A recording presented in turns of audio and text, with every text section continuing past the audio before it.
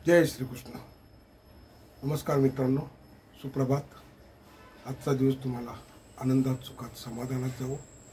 आपल्याकडनं चांगले सत्कर्म घडो ही श्रीकृष्ण चरणी प्रार्थना. आपण गीतेमधील अध्याय 6 ध्यानयोग या संदर्भात विवेचन करत आहोत. तरी आपण पुढील श्लोकाकडे वळूयात.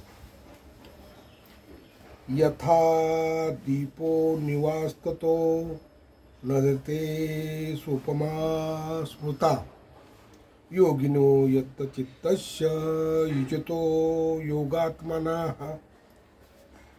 जे वाऱ्याचे संचलन नाही त्या ठिकाणी ज्याप्रमाणे दीप संतपणे तेवत राहतो, त्याप्रमाणे स्वयमित मनाचा योगी आत्मतत्वावरील आपल्या ध्यानामध्ये सदैव स्थिर असतो.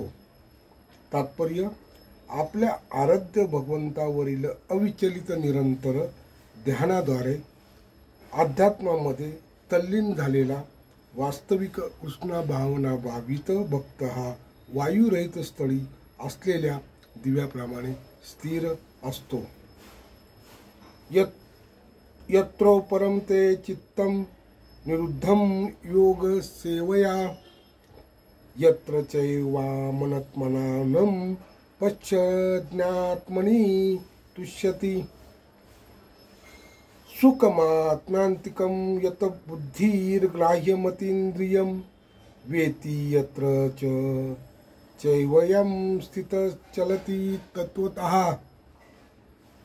यं लम्बाद्वा वा परं लाभं मन्यते नाधिकं ततः यस्मानं स्थितो न दुःखेन गुरुनापि वाचल्यते तम विद्या दुःखं संयोग वियोगं योग सद्धिदं. योगाभ्यासाद्वारे मनुष्याचे मन जेव्हा सांसारिक मानसिक क्रियेपासून पूर्णपणे स्वयमित होते, तेव्हा त्या अवस्थेला परिपूर्ण समाधी असे म्हणतात. या समाधी अवस्थेचे लक्षण आहे की यामुळे मनुष्य विशुद्ध मनाद्वारे आत्म्याचे अवलोकन करण्यात आणि आत्म्यामध्ये संतुष्ट होण्यात व आनंद प्राप्त करण्यात समर्थ होतो. त्या आनंदमय अवस्थेत दिव्य इंद्रियांद्वारे साक्षात्कार झालेल्या अमर्याद दिव्य सुखामध्ये मनुष्य स्थित होतो. याप्रमाणे स्थित झाल्यावर सत्यापासून कधीच ढळत नाही आणि या सत्याची प्राप्ती झाल्यावर याहून अधिक श्रेष्ठ असे काही असेल असे त्याला वाटत नाही. अशा अवस्थेमध्ये स्थित झाल्यावर मोठमोठ्या संकटामध्येही विचलित होत नाही. भौतिक संसर्गामुळे निर्माण होणाऱ्या दुःखापासून हीच यथार्थ वास्तविक मुक्ती आहे. तात्पर्य: योगाभ्यासाद्वारे मनुष्य क्रमाक्रमाने भौतिक संकल्पनेपासून विरक्त होतो. योग तत्वाचे हे प्रमुख लक्षण आहे आणि यावर मनुष्य समाधिस्थ होतो. अर्थात आत्म्याचे परमात्म्याशी तादात्म्य न करता योगी व्यक्तीला दिव्य मन आणि दिव्य बुद्धीद्वारे परमात्म्याचा साक्षात्कार होतो. योगाभ्यास हा थोड्याफार प्रमाणात पतंजली योग पद्धतीवर आधारित आहे. काही अनधिकृत भाष्यकार आत्म्याचे परमात्म्याशी तादात्म्य करण्याचा प्रयत्न करतात आणि अद्वैतवादी यालाच मुक्ती समजतात, परंतु त्यांना पतंजली योग पद्धतीचा वास्तविक उद्देश ज्ञात नसतो. पतंजली योगामध्ये दिव्य आनंदाचा स्वीकार करण्यात आला आहे, पण अद्वैतवादी या दिव्य आनंदाचा स्वीकार करीत नाहीत. कारण अद्वैतवाद धोक्यात येण्याची त्यांना भीती वाटते. ज्ञान आणि ज्ञाता याच्यामधील द्वैताचा स्वीकार अद्वैतवादी करीत नाहीत. परंतु या श्लोकामध्ये दिव्य इंद्रियाद्वारे अनुभवाला येणाऱ्या दिव्य आनंदाचा स्वीकार करण्यात आला आहे. योग्य पद्धतीचे योग प्रसिद्ध प्रतिपादक पतंजली मुनी आपल्या योगसूत्रामध्ये सांगतात की पुरुषार्थ शून्यानाम गुणानाम प्रतिप्रसवहा कैवल्यम स्वरूप प्रतिष्ठा वा चितिशक्तिरिती. ही चितिशक्ती किंवा अंतरंगा दिव्य शक्ती किंवा दिव्य आहे. पुरुषार्थ म्हणजे धर्म, अर्थ, काम आणि शेवटी भगवंताशी एक होण्याचा प्रयत्न होय. या भगवंताशी विलीन होण्यालाच अद्वैतवादी कैवल्यम असे म्हणतात. परंतु पतंजलीनुसार हे कैवल्यम म्हणजे अंतरंगा किंवा दिव्य शक्ती होय, ज्याद्वारे जीवाला आपल्या मूळ स्वरूपाची जाणीव होते. श्री चैतन्य महाप्रभूंच्या शब्दात या अवस्थेला चेतोदर्पणार्ज मार्जनम किंवा मनरूपी मिलन आरसा स्वच्छ करणे असे म्हणतात. हे मार्जन म्हणजेच वास्तविक मुक्ती किंवा भव महाद्वाग्नी निर्वाशनम होय. निर्वाणाचा सिद्धांतही प्रारंभिक अवस्थेमध्ये या तत्वाशी मिळता जुळता आहे. श्रीमद् भागवतामध्ये यालाच स्वरूपेण व्यवस्थितः असे म्हटले आहे. भगवद्गीतेच्या या श्लोकामध्येही याचीच पुष्टी करण्यात आली आहे. निर्वाण किंवा भौतिक अंतांतर आध्यात्मिक क्रियांची किंवा कृष्ण भावना म्हटल्या जाणाऱ्या भगवत सेवकाची अभिव्यक्ती होते. श्रीमद् भागवताच्या शब्दात स्वरूपेण व्यवस्थितः अर्थात आत्म्याचे हे वास्तविक जीवन आहे. भौतिक दोषामुळे दूषित झालेल्या आध्यात्मिक जीवनाच्या अवस्थेला माया असे म्हणतात. या भौतिक विषयापासून मुक्त होणे म्हणजे जीवाच्या मूळ शाश्वत स्वरूपाचा विनाश होय.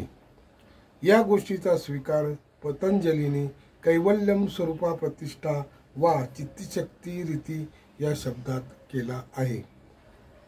ही चितिशक्ती किंवा दिव्य आनंद म्हणजेच वास्तविक जीवन आहे. वेदांत सूत्रामध्येही याला आनंदमयो अभ्यासात म्हणून पुष्टी देण्यात आली आहे. हा स्वाभाविक दिव्य आनंद म्हणजेच योगाचे अंतिम ध्येय आहे आणि हा दिव्यानंद भक्तियोगाच्या आचरणाने सहज साध्य होतो.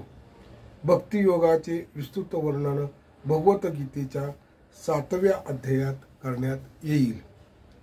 या अभ्यासामध्ये वर्णन केल्याप्रमाणे योग पद्धतीमध्ये संप्रज्ञात समाधी आणि असंप्रज्ञात समाधी असे समाधीचे 2 प्रकार आहेत. जेव्हा मनुष्य विविध तात्विक अन्वेषांनी दिव्य स्थितीमध्ये स्थित होतो तेव्हा त्याने सप्रज्ञात समाधी प्राप्त केल्याचे म्हटले जाते. असंप्रज्ञात समाधीमध्ये सांसारिक आनंदाशी मुळीच संबंध राहत नाही, कारण या अवस्थेमध्ये मनुष्य इंद्रियापासून प्राप्त होणाऱ्या सर्व प्रकारच्या सुखांच्या पलीकडे गेलेला असतो. योगी एकदा या दिव्य अवस्थेत स्थिर झाला म्हणजे तो त्यापासून कधीच विचलित होत नाही. जोपर्यंत तो या स्थानाची प्राप्ती करीत नाही तोपर्यंत तो अयशस्वीच राहतो. विविध प्रकारच्या इंद्रिय तृप्तीने युक्त आजचा तथाकथित योगाभ्यास आहे, म्हणजेच विपर्यासच आहे. संभोग आणि मद्यपान करण्यात मग्न असलेला योगी म्हणजे एक थट्टा आहे. योग साधनेतील सिद्धीकडे जे योगी आकर्षित होतात ते सुद्धा योगामध्ये पूर्णपणे स्थिर नसतात. जर योगीजन योगाच्या उपफळांनी आकर्षित गेले तर या श्लोकामध्ये सांगितल्याप्रमाणे ते पूर्णावस्था प्राप्त करू शकत नाही. म्हणून ज्या व्यक्ती आसनांच्या कसरतीच्या प्रदर्शनात किंवा सिद्धिप्राप्तीच्या मागे लागले आहेत त्यांनी जाणले पाहिजे की या प्रकारे त्यांनी योगाभ्यासाचा उद्देश गमावला आहे. या युगामध्ये सर्वोत्तम योग पद्धती म्हणजे कृष्ण भावना आहे, कारण ती कधीच निष्फळ ठरत नाही. कृष्ण भावना भावित मनुष्य आपल्या कार्यामध्ये इतका सुखी असतो की तो इतर कोणत्याही सुखाची आकांक्षा करीत नाही. या दंभग्रस्त युगात हठयोग, ध्यानयोग आणि ज्ञानयोग यांच्या अभ्यासात अनेक विघ्न येतात, पण कर्मयोग किंवा भक्तियोगाच्या आचरणात हा अन्य प्रश्नच उद्भवत नाही. जोपर्यंत भौतिक शरीर अस्तित्वात आहे तोपर्यंत आहार, निद्रा, भय आणि मैथुन या शारीरिक गरजा भागवाव्याच लागतात. परंतु विशुद्ध भक्तियोग किंवा कृष्ण भावनेमध्ये स्थित झालेला मनुष्य आपल्या शारीरिक गरजा भागवताना इंद्रियांना उत्तेजित करीत नाही.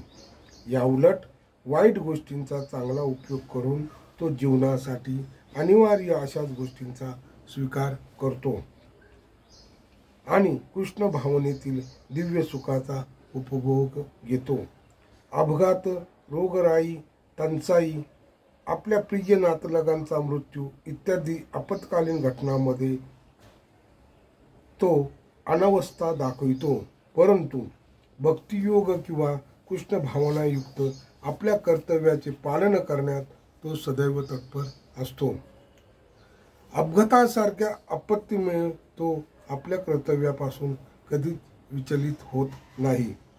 भगवद्गीतेमध्ये सांगितले आहे की आगमाप युनो अनित्यास्ता स्थितक्षव भारत. अशा सर्व आपत्कालीन आपत्तींना तो सहन करतो, कारण त्याला माहीत असते की अशी आपत्ती येतात आणि जातात आणि त्यामुळे आपल्या कर्तव्यावर काही परिणाम होत नाही. याप्रमाणे तो योगाभ्यासातील परमसिद्धी प्राप्त करतो. सनिच्छेन योक्तव्या योगो अवर्णनीय चेतसा सडगकल्पर प्रभावा कांतामासस्तवा सर्वान् शेषतः मनसेवेन्द्रियं ग्रामं विनियम समन्नता तथा. मनुष्याने दृढ निश्चयाने किंवा श्रद्धेने योगाभ्यासामध्ये युक्त झाले पाहिजे आणि त्यांनी योग मार्गातून विचलित होऊ नये. मानसिक तर्कामुळे उत्पन्न झालेले सर्व भौतिक कामनांचा पूर्ण त्याग करून मनाद्वारे सर्व इंद्रियांना सर्व बाजूनी संयमित केले पाहिजे. तात्पर्य: योगाच्या अभ्यासकाने दृढ निश्चयी असावे आणि विचलित न होता धैर्याने अभ्यास करावा. मनुष्याला अंतिम यश प्राप्तीची शाश्वती असली पाहिजे आणि यश प्राप्तीमध्ये जरी विलंब लागला तरी त्याने निरुत्साही न होता दृढ निश्चयी होऊन योगाभ्यास केला पाहिजे. खडतर अभ्यासकाला नक्कीच यश प्राप्त होते. भक्तियोगाबद्दल रूप गोस्वामी सांगतात की उत्साह्या निश्चा द्वैतार्थकम कर्म प्रवर्तनात संगत्यागास्ततो वृत्तेः षडभीर भक्ती प्रसिद्धीते.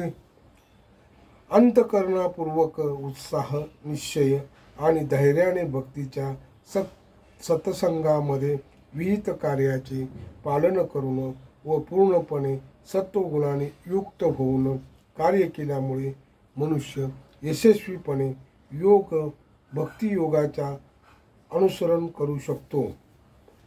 धैर्याच्या बाबतीतही सांगायचे झाल्यास मनुष्याच्या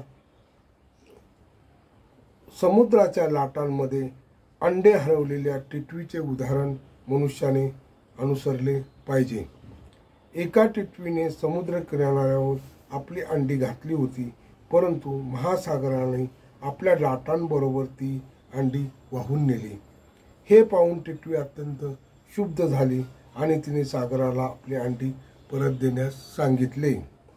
समुद्राने तिच्या विनंतीकडेही लक्ष दिले नाही, म्हणून तिने समुद्र आटवण्याचा निश्चय केला। तिने आपल्या लहानशा चोचीने पाणी आणण्यास सुरुवात केली आणि तिच्या अशक्य प्रयासाकडे धैर्याने पाहून सर्वजण तिचा उपहास करू लागले।